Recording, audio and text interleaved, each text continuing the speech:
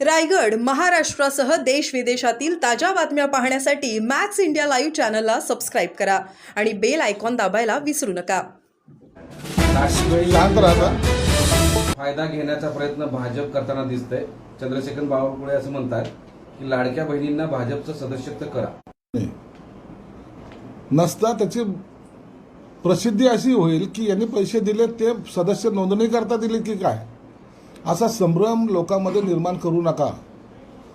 लाडक्या बहिणीचे मन जिंका, मते मतामध्ये जरूर तुमच्या सर्वसामान्याचे पैसे जे आपण कर रूपाने जमा केलेले तेच एका दुसऱ्या हाताने आपण त्या लाडक्या बहिणींना देतोय.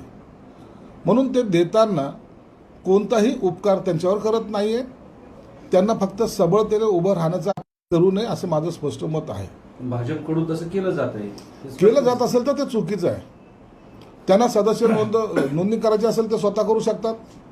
त्यांना तुम्ही बळजबरी करू शकत नाही. तुमचा तो अधिकारही नाही.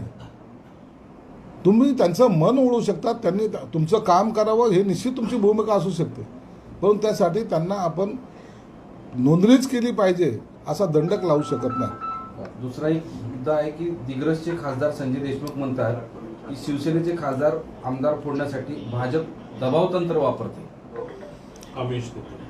अहो, हेच आमदार आमच्याच पाया पडून पळून गेले होते आणि सांगितलं होतं की मी ताबडतोब वापस येतो. निष्ठा त्यांनी दाखवाव्यात ज्यांच्याकडे निष्ठा आहेत.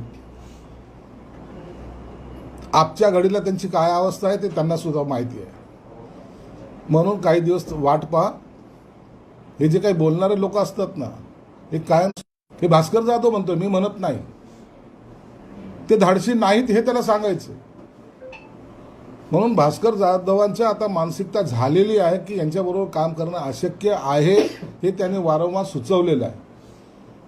आणि मग इतर लोक जे काही त्यांच्या विनवण्या करायला त्यांच्या मागं लागलेले आहेत त्यांचं त्याला थोडासा वेळ लागतो. आणि तुम्हाला एक खात्रीपूर्वक सांगतो, या तुम्हाला महिन्याभरामध्ये या अधिवेशनामध्ये फार मोठे चेंजेस झालेले दिसतील. तुमचं काय बोलणं झालं ना? भास्कर जाधव माझे मित्र आहे, मी त्यांच्याशी कधीही बोलू शकतो. परंतु या भास्करराव, आता या मेंढ्याच्या कळपात राहण्यापेक्षा वाघाच्या कळपात या. संजय राऊत म्हणाले शिंदे गट भाजपात विलीन होणार आहे. भाजपमध्ये विलीन होणार आहे. रात्री जास्त झाली होती त्यांना. रात्रीचा हँगर त्यांचा उतरलेला नाहीये. ती अशी बडबड वारंवार करत असतात. जरांगे यांच्या आंदोलनाची धार कमी करण्यासाठी दस यांना पुढे केलेले आहे. जरांगेच्या आंदोलनात तुम्ही कुणी पाठिंबा दिला होता? तुम्ही कोणती ठोस भूमिका घेतली होती? 2.5 वर्ष सत्तेवर असताना कोणता त्यांना सपोर्ट केला होता? कोणती त्यांची एखादी मागणी मान्य केली होती? तुम्हाला स्वतःला काही करता आलं नाही त्याचा खापर दुसऱ्याच्या अंगावर फोडू नका. जरांगे पाटलाचा मान सन्मान त्यामुळे मुंडे यांनी राजीनामा द्यावा की नाही हा नैतिकतेने त्यांनी निर्णय घ्यावा आणि त्यांनी तो बॉल टोलवलेला. पक्षामध्ये अशा दोन भूमिका घेऊन चालत नाहीत. अजितदादा हे पक्षाचे प्रमुख आहेत. कुणाचा राजीनामा घ्यायचा, कुणाला मंत्रिमंडळात घ्यायचा, कुणाला पक्षातून काढायचं हे सर्वस्व अधिकार हे अजितदादाला आहेत. पक्षाचा प्रमुख म्हणून त्यांनी त्यांची भूमिका घेतली पाहिजे. त्यांनी जे काही आता धनंजय मुंडेबद्दल बोललेलं आहे तेच ते अधिकारवानाने कुणालाही पक्षाच्या अंतर्गत बाब असल्यामुळं त्यावर मला आमच्या सारख्याने भाष्य करणं उचित नाही. पण तुमच्या महायुतीत चांगली धुसफूस आहे राष्ट्रवादी आणि शिंदे गटात. ज्या महिला आमदार आहेत सरोज आहेर यांनी गंभीर आरोप केला. त्या म्हणतायत की महिला आमदारांना डांबून ठेवण्यात आलं. विजय करंजकर जे तुमचे नेते आहेत त्यांच्यावरती त्यांनी आरोप केला आणि अजितदादा समोर त्यांनी या सगळ्या तक्रारी केल्यात की विश्वासात घेतलं जात नाही, त्रास दिला जातो. या बाबतीमध्ये त्यांनी अशासारख्या त्या प्रामाणिक नात्यांना अविश्वासाचा तडा जात नाही असं एक नवीन स्टेटस ठेवलं. किती सत्यता आहे. तुमच्याकडून जर चुकलं तर तुम्हाला बोलणारा रागवणारा असावा. तुम्ही चांगलं काम केलं तुम्हाला शाबासकी देणारा असावा. आणि एवढं भास्कररावच्या स्वभावात जी गोष्ट बसत नाही ते गोष्ट तो माणूस करत नाहीत हे सत्य आहे. आम्ही भास्कररावला उचकवण्यासाठी नाही तर त्याचा स्वभाव जो आहे गेली 20 वर्ष मी स्वतः पाहतोय सभागृहामध्ये, तो कुणाची भाडभीड ठेवत नाही.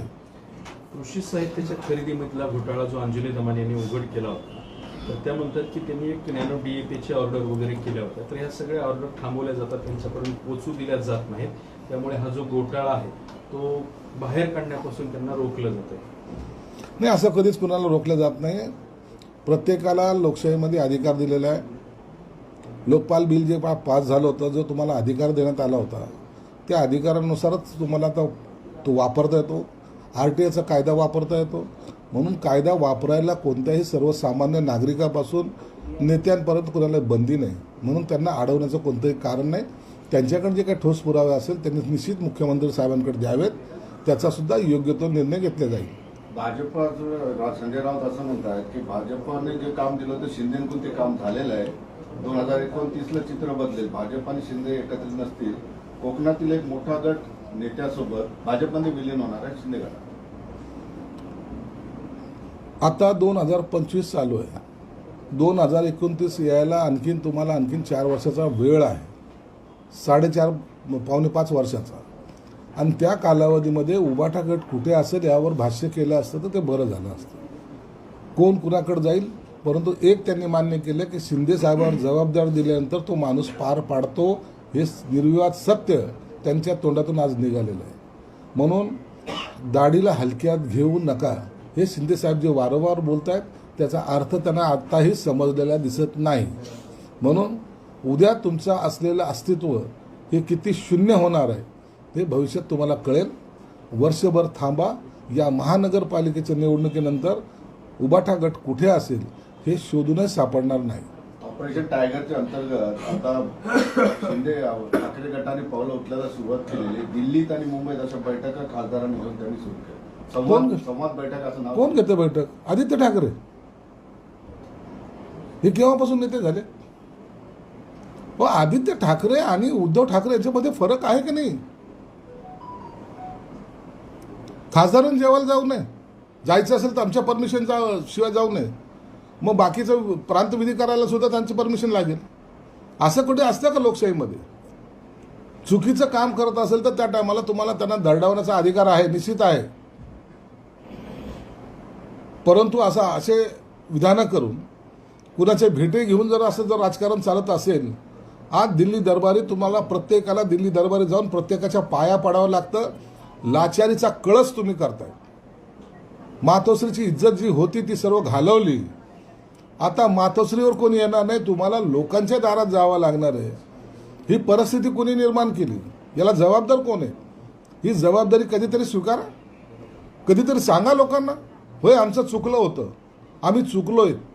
हे सांगायचं धाडस असावं लागतं जे शिवसेना प्रमुखामध्ये होतं. म्हणून अशा लोकांनी जाऊन पक्ष बळकट होत नसेल दुसऱ्याने येऊन यांना पायावर उभं करावं असं हे स्वप्न पाहत आहेत. काय करायचं आहे लोकांना तुमच्या पक्षाशी? म्हणून स्वतःच्या पात्रता आणि पायरी ओळखून आपण वागलं पाहिजे हे त्यांनी लक्षात घेतलं पाहिजे. ऑपरेशन टायगरची जबाबदारी तुमच्यावर दिलेली, कारण 2-2 जिल्ह्याला एक संपर्क मंत्री दिलेले. निश्चित आम्ही आमची ऑपरेशन टायगरची जबाबदारी पूर्णपणे पार पाडतोय. पार चांद्यापासून बांद्यापर्यंत आमचा प्रत्येक आमदार असेल, आमचा पदाधिकारी असेल फिरतोय. मी स्वतः काल किनवटला गेलो होतो. अनेक जण इच्छुक आहेत. सगळ्यांची यादी आमची तयार करण्याचं काम चालू आहे. आणि लवकरच मोठा पक्षप्रवेश सोहळा रोज होतोय.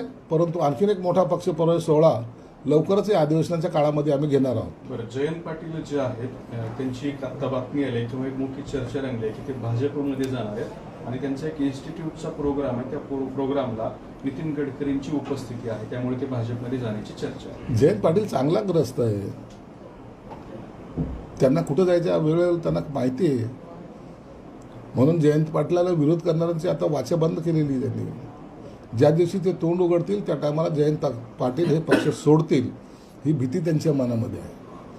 म्हणून तुम्ही बघा गेले 6 महिन्यापासून जयंत पाटलाच्या विरोधात जी मोहीम चालवली होती ती कुठेतरी थंडावलेली आता दिसते. जयंत पाटलाने डायरेक्ट इशारा दिला, माझ्या नादाला लागू नका. म्हणून जयंत पाटील जरी गोड बोलत असले तरी ते काम दाखवायला परफेक्ट आहेत आणि मला वाटतं त्यांची वाटचाल त्या दिशेने सुरू झालेली आहे. धनंजय देशमुख प्रकरणामध्ये आता बावनकुळेंवरती आरोप होत आहेत. त्यांनी सुरेश धस आणि धनंजय मुंडेंची भेट घालून दिली.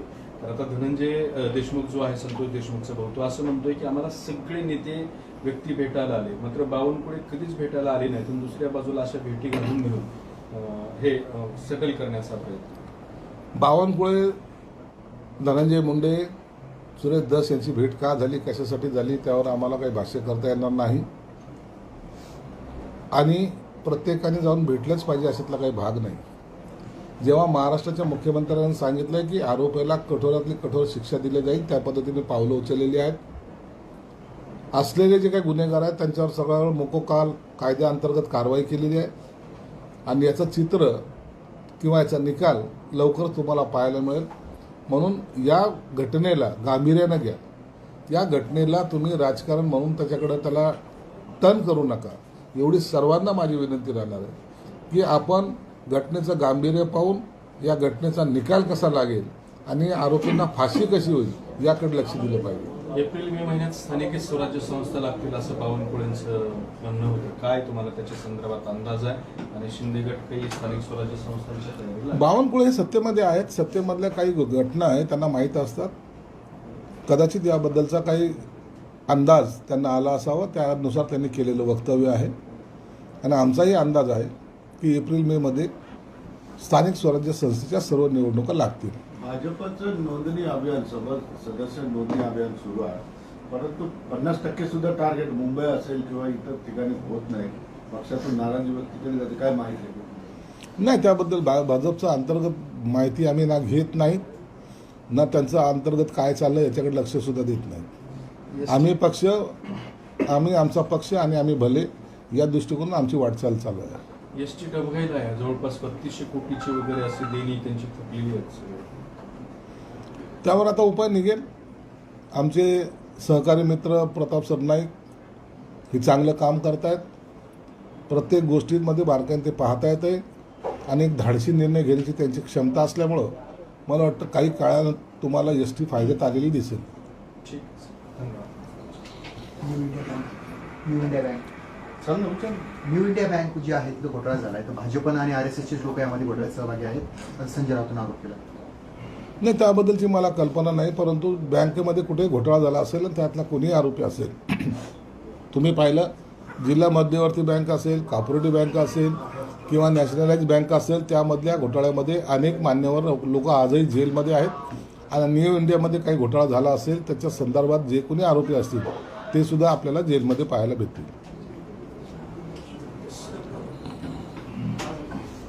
ओके, धन्यवाद.